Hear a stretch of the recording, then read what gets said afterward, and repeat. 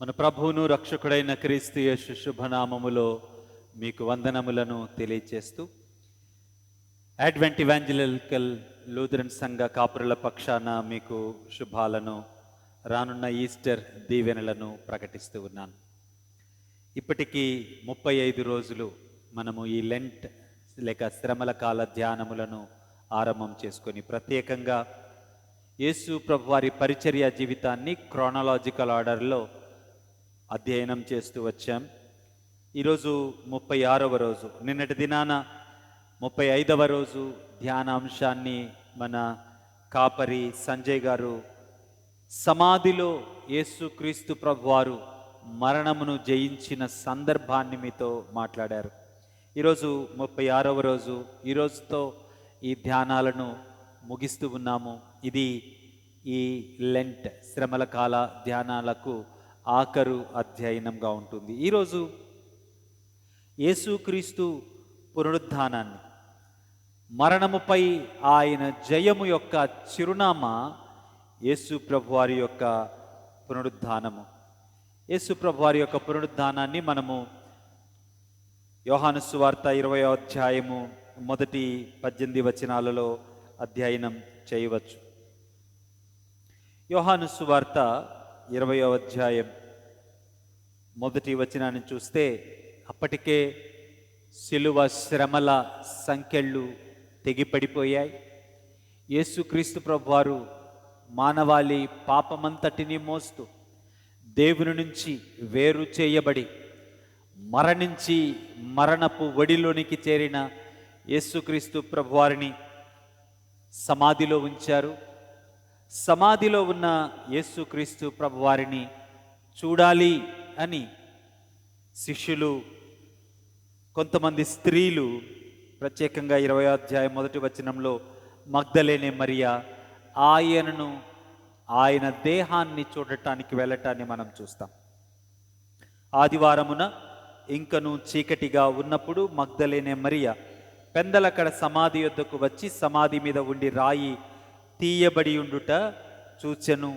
కనుక ఆమె శిష్యుల దగ్గరికి వెళ్ళింది పరిగెత్తుకొని, అయ్యా, ఆయనెవరో ఎత్తుకొని పోయారు అని చెప్పింది.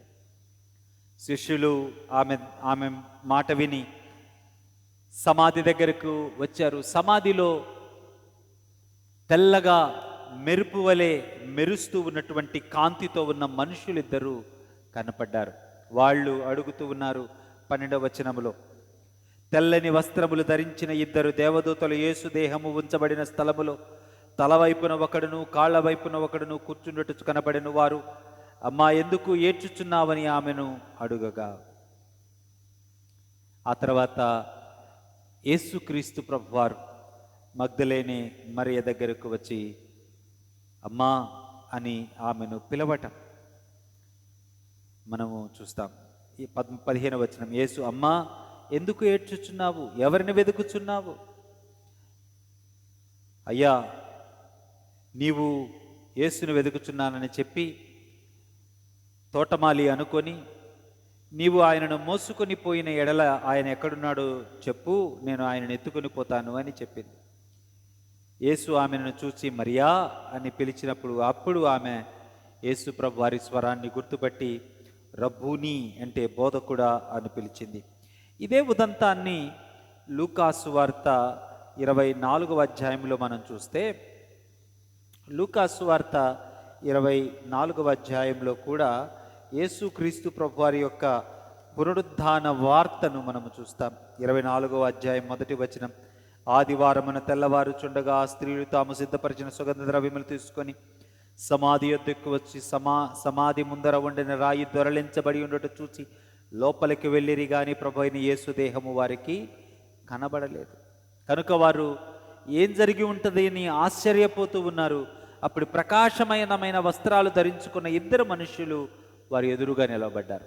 వీళ్ళు కొంత భయపడ్డారు. అప్పుడు వారు యేసుక్రీస్తుని గురించిన మాట చెప్తూ ఉన్నారు. 5వ వచనంలో, సజీవుడైన వానిని మీరెందుకు మృతులలో వెతుకుచున్నారు? 6వ వచనం, ఆయన ఇక్కడ లేడు, ఆయన లేచి ఉన్నాడు.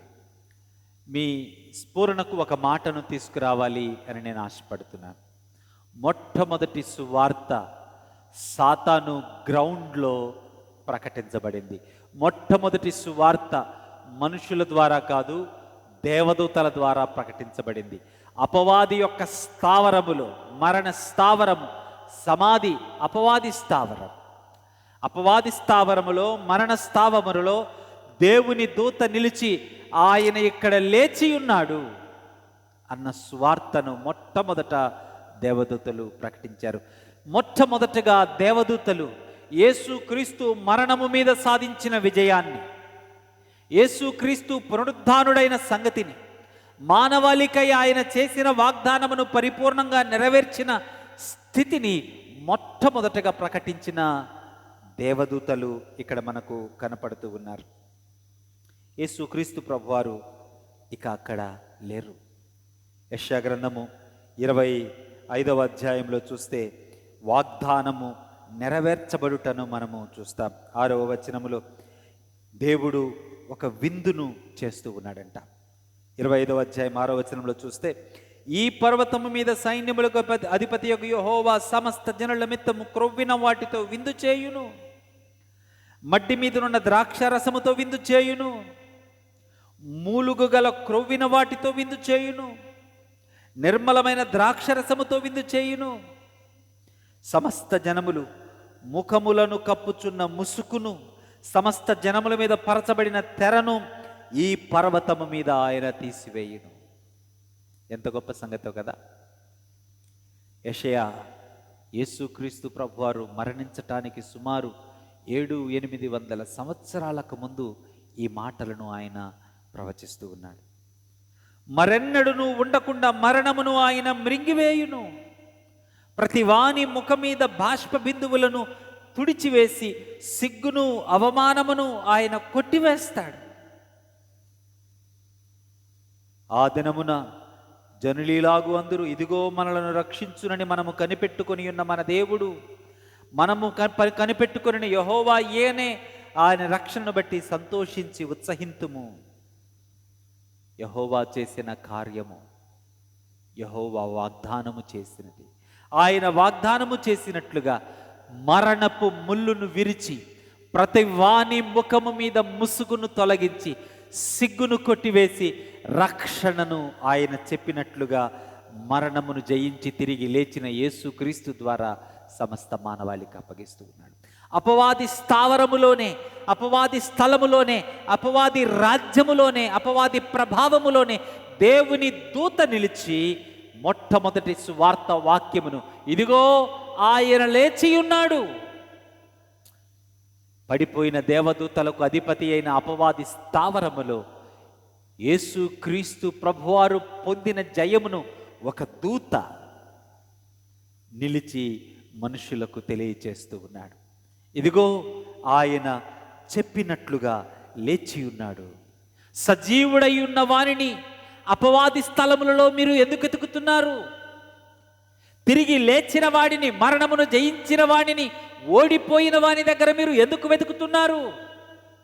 ఎంత గొప్ప సువార్తో కదా ఇది.